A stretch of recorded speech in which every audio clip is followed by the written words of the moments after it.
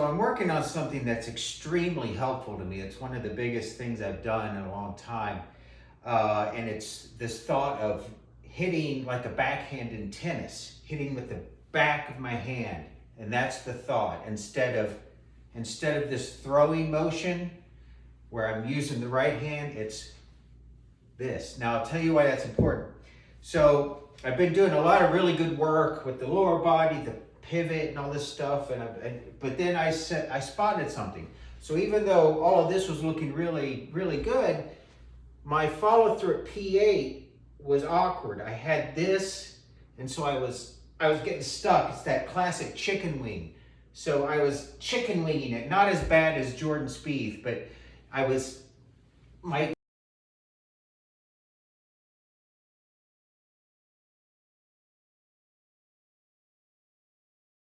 my follow through was always too steep. There was something wrong. My follow through would be too steep and stuff.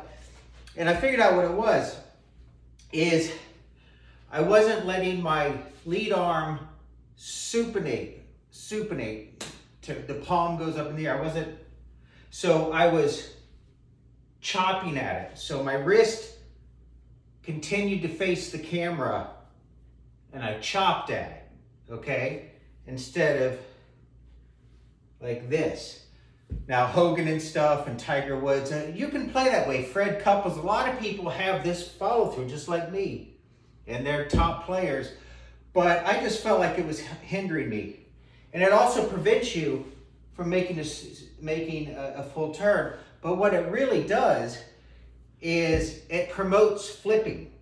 So if you keep your hand facing you and you don't supinate, it promotes flipping. Now that's my biggest problem. I've been this flipper, so I've got this feeling as if there's an imaginary glass wall and I just can't get past it.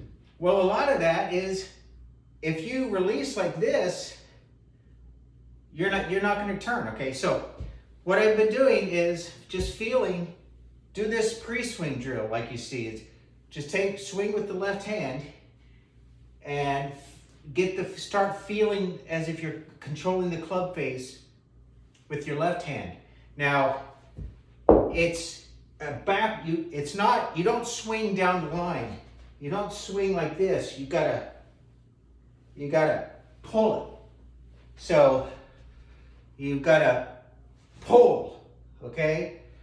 So the handle comes back. You're supinating as you pull back, okay? So watch this.